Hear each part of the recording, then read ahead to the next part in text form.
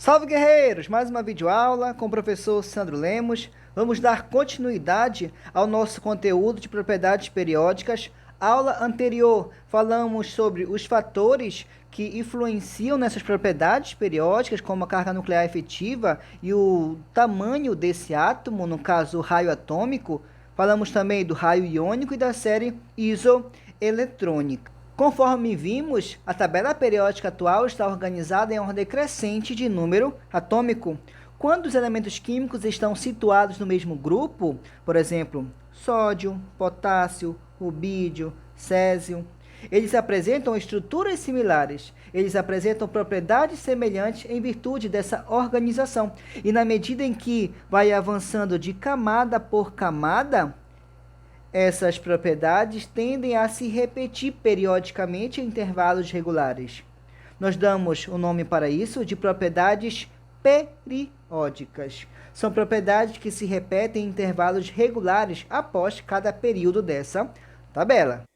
Isto é, as propriedades elas crescem ou decrescem com o aumento do número atômico. Cresce, decresce, cresce, decresce, cresce, decresce, com o aumento do número atômico. Isso é chamado de propriedades periódicas. E por isso que na aula passada nós falamos de carga nuclear efetiva, que é um fator que influencia diretamente na maioria das propriedades periódicas. Dando continuidade às propriedades periódicas, vamos falar sobre a energia de ionização. Quando se transfere energia a um átomo, por exemplo, por aquecimento, os elétrons eles podem absorver essa energia e migrar para níveis mais externos que os do seu estado fundamental. Por exemplo, eu tenho um núcleo, certo? Um núcleo positivo. Eu tenho duas camadas, a camada K e a camada L. Eu tenho um elétron na minha camada K e ao receber energia, esse elétron ele pode migrar para outra camada, uma camada mais afastada do meu núcleo, como previsto pelo modelo de Rutherford-Bohr, a exemplo do átomo de lítio que você está visualizando na sua tela, certo? Ou seja, os elétrons, ao receber essa energia, ao absorver a energia, eles podem migrar de camadas mais internas para camadas mais externas. Ao absorver essa energia, e sabemos que essa volta ele vai liberar essa energia na forma de luz e calor. E essa ida e essa volta acontece simultaneamente, constantemente, certo? E se essa energia transferida ela for suficiente para vencer essa força de atração entre o núcleo positivo e o elétron negativo, esse elétron será arrancado dessa camada mais externa. Observe. Esse elétron dessa última camada do átomo de lítio vai absorver essa energia. E no momento em que ele absorve essa energia, se essa energia for suficiente para vencer essa atração, esse elétron será arrancado dessa última camada. Quando isso acontece, nós chamamos que o elétron ele se transformou, que o átomo ele se transformou em um cátion. Cátion é quando o átomo no estado fundamental ele perde um elétron. Essa energia necessária para arrancar esse elétron dessa camada mais externa no átomo isolado é chamada de energia de ionização. Energia ou potencial de ionização é a energia necessária para retirar um elétron de um átomo ou íon isolado, portanto, no estado gasoso. Essa energia ela é determinada experimentalmente, com o átomo no estado gasoso e no estado fundamental. Por que é utilizado o estado gasoso e no estado fundamental? Porque o estado gasoso ele é considerado como referência porque nele os átomos eles ficam isolados, com o mínimo possível de interferência mútua. Nós podemos medir essa energia de ionização em eletrovvolt ou em kJ por mol, dependendo do manual de estudo dos senhores. Eu posso encontrar kJ por mol, como também eu posso encontrar eletrovult, certo? Eu tenho um átomo no estado fundamental, observe. Eu tenho um átomo no estado fundamental e esse átomo, ao absorver essa energia, ele vai se transformar em um cátion. Cátion vai perder um elétron. Ó, o elétron perdido bem aqui. E a transformação ocasionada por essa energia pode ser representada dessa maneira. Eu tenho um átomo no estado gasoso, ele recebe essa energia e se transforma em um cátion. Cátion é quando perde um elétron. Essa energia, quando ela é suficiente para vencer essa força de atração que existe entre o núcleo e o elétron, ela é chamada de energia de ionização. Eu posso encontrar também dessa forma aqui. Energia de ionização é I. Eu posso encontrar potencial de ionização. E o valor da energia de ionização depende de quão afastado o elétron está do núcleo e de sua força de atração. Temos como exemplo o átomo de alumínio no seu estado fundamental. Essa primeira energia de ionização é a primeira energia necessária para eu poder retirar esse elétron dessa última camada, certo? E ele se transforma em um cátion. Observe. Faça uma correção no seu material. No lugar desse alumínio 13, na verdade é um cátion aí, que já é um íon. Vai ficar alumínio um mais, aí 13, você coloca no lugar, que aqui não tem. Aqui está como se fosse todos no estado fundamental, mas não é isso que acontece. Observe que essa energia de ionização ela vai aumentando à medida em que eu vou retirando mais elétrons. É isso que acontece. E quando eu retiro mais elétrons, vai se transformando em cátions. E esses cátions é que deveria vir para cá. Observe. Cátion. No lugar desse alumínio, bem aqui você coloca o alumínio 1+. Também cátion. Alumínio bivalente aqui, nesse lugar, você coloca o alumínio 2+, certo? Ou seja, à medida em que eu vou retirando mais elétrons, eles vão ficando com cátion monovalente, cátion bivalente, cátion trivalente. E essa força de atração que existe entre o núcleo e o elétron, né, do nível mais externo, é maior, sendo necessário uma maior energia para eu retirar o elétron desse átomo. Então, se eu vou retirando mais elétrons, o átomo vai ficando menor. Podemos fazer, então, uma comparação com o raio atômico, que quanto menor o raio atômico, mais difícil vai ser eu arrancar esse elétron, pois aumenta a força de atração entre esse núcleo e esse elétron devido ao tamanho do átomo. Assim, para fins de interpretação, a terceira energia de ionização ela será maior que a segunda e será maior que a primeira, porque na medida em que eu vou retirando mais elétrons, essa força de atração que há entre o núcleo e o elétron mais externo vai aumenta, então sendo necessário uma energia maior para eu retirar esse próximo elétron.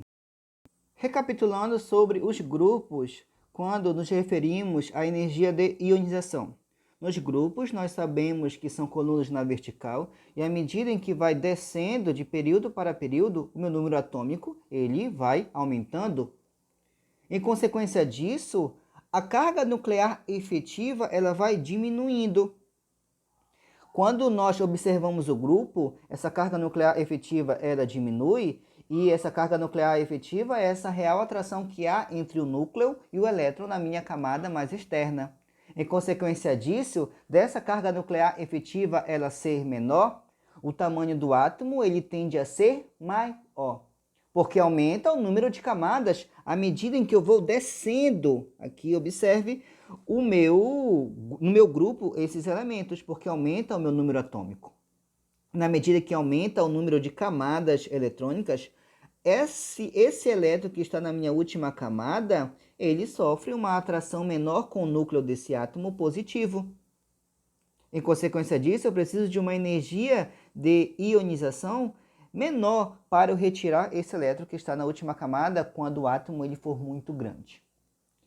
Logo, isso acontece, faça a leitura lá do seu material, porque conforme vai descendo, os níveis de energia e o raio atômico vão aumentando e os elétrons vão ficando mais distantes do núcleo. Por isso, fica mais fácil retirá-los. Diferentemente quando eu faço uma análise no meu período. Período, não esqueça, são linhas da minha tabela periódica na horizontal, certo? E à medida que eu vou avançando da minha esquerda para a direita, nesse período, os elementos eles estão organizados em ordem crescente de número atômico. Vai aumentando o meu número atômico também, da minha esquerda para a direita dos meus períodos. E nós já estudamos que nessa indicação, da minha esquerda para a direita, o meu número atômico aumenta, mas também aumenta a minha carga nuclear efetiva. E quando aumenta a minha carga nuclear efetiva, aumenta essa força de atração entre o núcleo e o elétron, fazendo com que o átomo fique menor. Logo, podemos associar a energia de ionização com um raio atômico. O raio atômico sendo menor, mais difícil vai ser eu arrancar esse elétron que está na minha última camada. Eu precisarei de uma energia de ionização maior para eu retirar esse elétron. Observe aqui, eu tenho positivo, duas camadas. Eu tenho aqui também o núcleo positivo, mas eu tenho 3 camadas. Qual é mais fácil eu retirar o elétron? Da minha terceira camada, camada M, ou o elétron da minha camada L? Mais fácil vai ser eu retirar da minha camada M, porque ela é maior. E quando eu tenho a mesma camada, nesses elétrons aqui, sabemos que aumenta a quantidade de elétrons quando eu olho para a minha mesma camada. Logo, essa atração pelo núcleo aumenta devido ao aumento dessa quantidade de elétrons e seu raio diminui. Com isso, a energia necessária para vencer essa força de atração que existe entre o núcleo positivo e o elétron mais externo tende a ser maior. Logo, observe a indicação para o aumento da energia de ionização. Aumenta de baixo para cima, certo? E aumenta da minha esquerda para a minha direita. Logo, para elementos que ocupam a mesma família ou período da tabela periódica, quanto menor o raio atômico, menor o tamanho, maior será a energia de ionização e vice-versa. Assim como os átomos podem perder elétrons e formar cátions, os átomos eles podem também receber elétrons, tornando-se íons negativos. E quando torna-se íons negativos, nós chamamos para isso de ânions. Isso leva ao átomo desse elemento a um estado de maior estabilidade e, portanto, ocorre uma liberação de energia. Essa energia é chamada de afinidade eletrônica. Assim como a energia de ionização, essa propriedade é determinada em átomos no estado gasoso. Como eu falei, os átomos gasosos estão isolados e apresentam menos interferências mútuas entre eles, certo? E nós podemos determinar, medir essa afinidade eletrônica em eletronvolts, geralmente é expressa dessa forma. A afinidade eletrônica, ela indica a tendência do átomo em receber o elétron e formar ânions. Observe aí que eu tenho o exemplo do átomo de hélio, né? Eu tenho 2 elétrons na minha primeira camada e ele vai receber esse elétron. Isso é apenas como uma didaticamente para mostrar esse átomo recebendo esse elétron e formando um ânion. Vai receber um elétron. E quanto maior a afinidade eletrônica, mais fácil será um átomo receber elétron. Essa tendência está relacionada mais uma vez à carga nuclear efetiva. Em átomos que apresentam um número atômico elevado e poucas camadas eletrônicas, os prótons e os elétrons se atraem fortemente. Há uma atração muito intensa entre o próton positivo e o elétron negativo. Há uma atração muito forte. E um novo elétron, assim, pode ser atraído devido a essa atração ser tão intensa. Temos logo abaixo do conceito de afinidade eletrônica, é uma forma de representar essa energia liberada quando o átomo no estado gasoso, no estado isolado, ele recebe um elétron. Observe, eu tenho aqui um elétron, eu tenho aqui um átomo, e esse átomo ele vai receber um elétron. E no momento que ele recebe esse elétron, ele transforma-se em um ânion e ele libera uma certa quantidade de energia. Assim como relacionamos o raio atômico com a energia de ionização, podemos relacionar também a afinidade eletrônica em função do raio atômico. Quanto menor o raio atômico, ou seja, quando o meu átomo for menor, mais perto o núcleo do átomo estará do nível de energia mais externo. E, portanto, maior será a atração exercida pelos prótons e a facilidade do elemento de receber um elétron. Maior será essa afinidade eletrônica quando o átomo for menor, em razão dessa força de atração intensa. Quanto maior for o raio atômico, quanto maior o tamanho desse átomo, mais distante o núcleo estará do nível de energia mais externo. E menor será a atração exercida pelos prótons quando o átomo receber um elétron. Por isso que eu considero que os átomos que possuem maior raio, no caso o frâncio, ele possui menor afinidade eletrônica, devido esse último nível de energia estar mais distante desse núcleo positivo. Eu sei que o frâncio, se eu for verificar aqui, ele está na camada 7, é como se o meu núcleo, eu tenho um núcleo positivo e eu tenho 7 camadas eletrônicas, 3, 6, 7, ou seja, esse elétron que está nessa última camada está mais distante do meu núcleo, sendo uma atração muito pouca, menos intensa, comparado quando um átomo ele for menor. A exemplo do flúor, eu tenho um átomo menor, por exemplo, com 2 camadas eletrônicas, e essa atração com esse elétron negativo na minha última camada, entre o elétron e o núcleo, será mais intensa em virtude do tamanho do átomo. Mais perto o núcleo do átomo estará do nível de energia mais externo, logo será uma maior atração entre os prótons. Assim, ele vai ter uma facilidade maior de receber o elétron, como eu havia dito anteriormente. Note que para fins de interpretação nós não consideramos os gases nobres, nós excluímos os gases nobres desse tipo de análise para afinidade eletrônica, devido aos mesmos já apresentarem alta estabilidade, são átomos isolados. Vale também observar que a afinidade eletrônica mede a estabilidade da espécie química formada ao receber o elétron, como está escrito aí na sua tela. Quanto maior a energia liberada no processo, maior será a estabilidade no ânion gerado. Por isso, se nós fôssemos fazer essa comparação do átomo de flúor com o átomo de oxigênio, nós verificamos que o átomo de flúor ele tem uma maior liberação de energia quando esse átomo ele recebe um elétron. Logo, ele possui uma maior estabilidade nesse ânion que foi gerado, que no caso o ânion fluoreto, em comparação com o átomo de oxigênio no seu estado fundamental, que ele liberou essa quantidade de energia, 141 kJ por mol, certo? Ele liberou essa quantidade quando ele recebeu um elétron e formou esse ânion. Logo, quanto maior a energia liberada no processo, maior será a estabilidade do ânion gerado. Por isso que na formação do ânion flúor, essa energia é liberada quando esse átomo de flúor no estado fundamental recebeu um elétron e possui maior energia, logo ele vai possuir uma maior estabilidade comparado com o ânion gerado pelo átomo de oxigênio no seu estado fundamental. Temos algumas observações a fazer sobre a afinidade eletrônica. Como exemplo, o átomo no seu estado fundamental ele só consegue receber elétrons em seu nível de energia mais externo, como você está observando aí, porque os níveis internos já estão preenchidos com o número máximo de elétrons permitidos. Nós sabemos que a camada K ela suporta no máximo 2 elétrons. E ela já possui esses 2 elétrons que está de azulzinho aí na sua tela.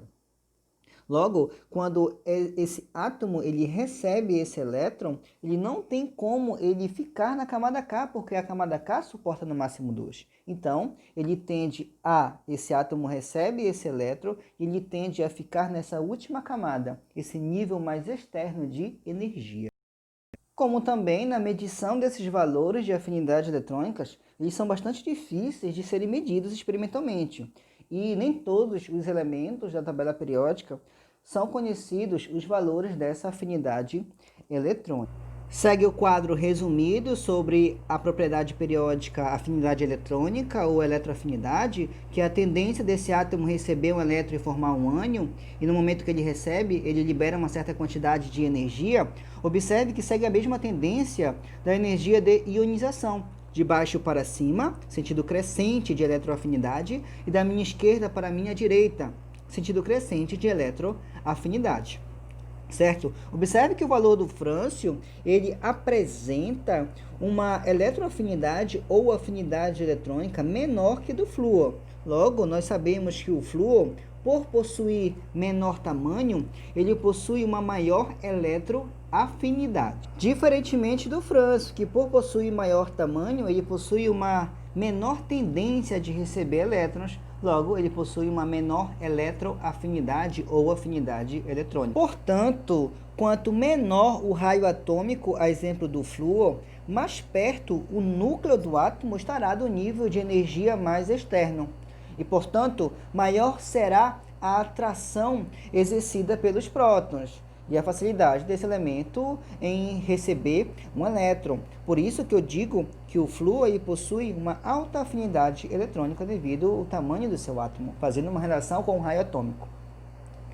E também, quanto maior for o raio, a exemplo do frâncio, mais distante o núcleo estará do nível de energia mais externo e menor será a atração exercida pelos prótons quando o átomo ele receber um elétron. Então, o tamanho do átomo, ele influencia de forma significativa nessa propriedade periódica chamada de afinidade eletrônica ou eletroafinidade. Em virtude, não esqueça, dessa carga nuclear efetiva, que é um fator que determina intensamente essa propriedade periódica. Assim como todas as outras que utilizam esse fator para predizer o tamanho desse átomo e, consequentemente, influenciar na propriedade desses elementos químicos. Eletronegatividade é a tendência que um átomo possui de atrair elétrons para perto de si quando se encontra ligado a outro átomo. Vamos utilizar como exemplo o ácido clorídrico, HCl. O HCl é uma substância composta formada por hidrogênio e cloro. Eles têm pares de elétrons, um par de elétrons compartilhados para alcançar a estabilidade. E esse par de elétrons compartilhados é representado por um traço, como você está observando aqui. O nome que se dá a essa ligação é chamada de ligação covalente, onde há um compartilhamento de elétrons para que eles alcancem a famosa estabilidade eletrônica. Vamos imaginar a força desses elementos baseado na eletronegatividade, que é essa tendência de atrair elétrons para perto de si. Eu tenho o hidrogênio e o cloro. E vamos comparar com um cabo de guerra. De um lado eu tenho uma pessoa muito forte, de outro eu tenho uma pessoa muito fraca. Geralmente quem vai ganhar esse cabo de guerra vai ser a pessoa muito forte, né? Porque vai ter mais força para arrancar, para puxar esse cara mais fraco, né? Que possui menos força. Então, da mesma forma, acontece com os elementos químicos. Existe uma ordem de eletronegatividade, que é essa tendência de atrair elétrons relacionada à força. Observe: flúor, oxigênio, nitrogênio, cloro, bromo, iodo, enxofre, carbono, fósforo e hidrogênio. Existe essa ordem de eletronegatividade, que é a tendência desse átomo de atrair elétrons. Existe também uma escala, só que nós não vamos tratar dessa escala, que vai de 0 a 4. Vamos agora apenas nos basear nessa ordem de eletronegatividade. E para ficar mais fácil o entendimento dessa ordem de eletronegatividade, vamos para essa frase aqui, ó. Tem vários textos, vários manuais de química. Esse macetezinho aí. Fui ontem no clube, briguei e saí correndo para o hospital. O que isso quer dizer? Fui, flúor. Ontem, oxigênio. No, nitrogênio. Clube, cloro. Briguei, bromo. E, iodo. Saí, enxofre, correndo, carbono, para fósforo, o hospital, hidrogênio. Então, segue essa ordem de eletronegatividade. Se eu perguntar aos senhores, quem é mais eletronegativo? Quem tem uma maior tendência de atrair elétrons para perto de si? O oxigênio ou o bromo? O oxigênio ele possui maior eletronegatividade que o bromo, certo? Baseado nessa ordem de eletronegatividade. Logo, a eletronegatividade ela aumenta, meus queridos, da minha esquerda para a direita. Observe na imagem. De baixo para cima. Logo, o flúor eu considero como o elemento mais eletronegativo da minha tabela periódica. Ele vai ter essa maior tendência de atrair elétrons para perto de si. Já vimos que o flúor ele é um ametal, certo? Ele possui uma maior eletronegatividade. Sabemos que ele possui também maiores energia de ionização, maiores também eletroafinidade ou afinidade eletrônica e possui menor raio atômico. Tá vendo como dá para comparar diversas propriedades periódicas baseadas só nessas setinhas para ficar mais fácil o entendimento? Então, valores menos eletronegativos. Frâncio. Valores mais eletronegativos. Flúor. Então, os caras que estão nessa parte aqui, eles possuem alta eletronegatividade, que esses elementos estão baseados nessa frasezinha aqui, que fica mais fácil, com certeza, você tentar saber quem são os elementos mais eletronegativos, quem possui essa maior tendência de atrair elétrons para perto de si. Novamente, nós excluímos, nesse caso aí nós vamos excluir os gases nobres da nossa análise, certo? Vai ficar até a família 7A. Nós também podemos relacionar o raio atômico dos elementos com a eletronegatividade.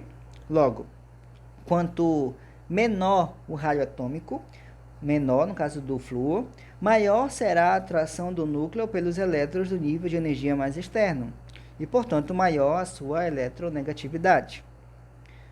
Também, quanto maior o raio, a exemplo do frâncio, aqui, menor será a atração do núcleo pelos elétrons do nível de energia mais externo, ou seja, da minha última camada, porque o átomo vai ser maior. Assim, menor será a eletronegatividade. Então, meus queridos, a gente pode relacionar o tamanho, novamente, do átomo com a eletronegatividade.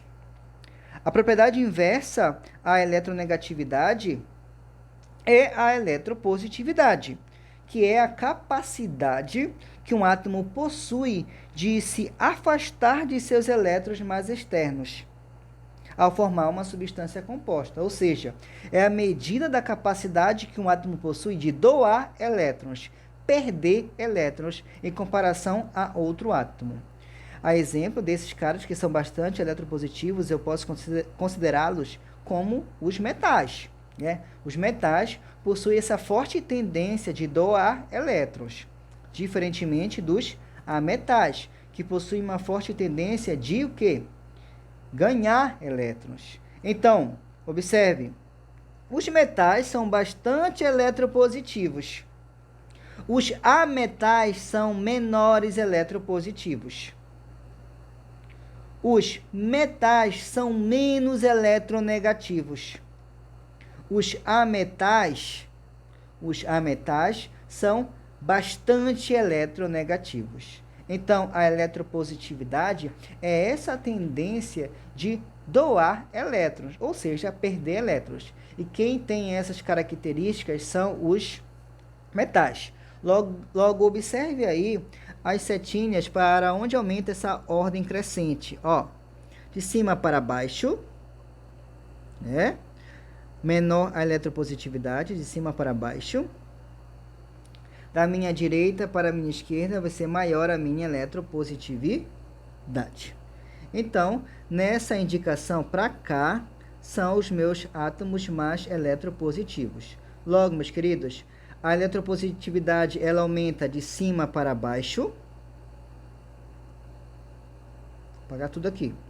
A eletropositividade aumenta de cima para baixo, da minha direita para a minha esquerda. E vale lembrar que a eletropositividade não existe escala oficial de eletropositividade, como existe para a eletronegatividade, mas tende a crescer no sentido inverso à eletronegatividade. Então fica a dica do professor. Você utiliza como critério uma análise, no caso a eletronegatividade, e o contrário dessa análise vai ser da eletropositividade. Fica mais tranquilo, senhores. E também aqui, os gases nobres, eles não participam da nossa análise. Volume atômico é uma propriedade periódica que corresponde ao volume ocupado por 1 mol de átomos de determinado elemento químico, ou seja, uma quantidade fixa de número de átomos. Quando eu falo de volume atômico, eu não estou me referindo ao volume que um átomo ocupa, mas eu estou me referindo a uma certa quantidade fixa de átomos, que equivale a 6,02 vezes 10 elevado a 23 átomos que 1 mol de átomos desse elemento ocupa. Um volume atômico é o volume que 1 mol de átomos de que um elemento ocupa. E 1 mol de átomos possui essa grande quantidade, é mais de 6 sextilhões de átomos. Então, o volume atômico, meus queridos, eu não estou me referindo a um átomo, eu estou me referindo a uma quantidade fixa de número de átomos. O valor do volume atômico envolve não só o tamanho dos átomos, mas também a distância entre eles. E o volume atômico faz parte dessa propriedade periódica, porque varia conforme o número atômico do elemento. Observe na imagem que representa a tabela periódica o aumento desse volume atômico. Ele cresce de cima para baixo, em razão que quando analisamos os elementos pertencentes a uma mesma família da tabela periódica, nos meus grupos, conforme o número atômico ele cresce, o volume atômico também cresce. Isso porque, nesse sentido, os períodos vão aumentando, o que quer dizer que as camadas eletrônicas dos átomos vão aumentando. Em consequência, o volume ocupado por eles também. Esse é o mesmo sentido de raio atômico. Então, observe que nos grupos, o volume atômico ele aumenta de cima para baixo, em virtude do aumento de camadas eletrônicas. Em consequência disso, o volume ocupado por eles também aumenta. Quando nós tratamos os períodos nessa observação, no sentido horizontal, nós observamos que o volume atômico ele aumenta do centro para as extremidades. Quando começamos da esquerda e vamos para a direita até o meio da tabela periódica, o volume atômico vai diminuindo, porque o período é o mesmo. Ou seja, os elementos de uma mesma linha possuem, nós sabemos já disso, a mesma quantidade de camadas eletrônicas. Mas o número atômico não. O número atômico ele vai aumentando.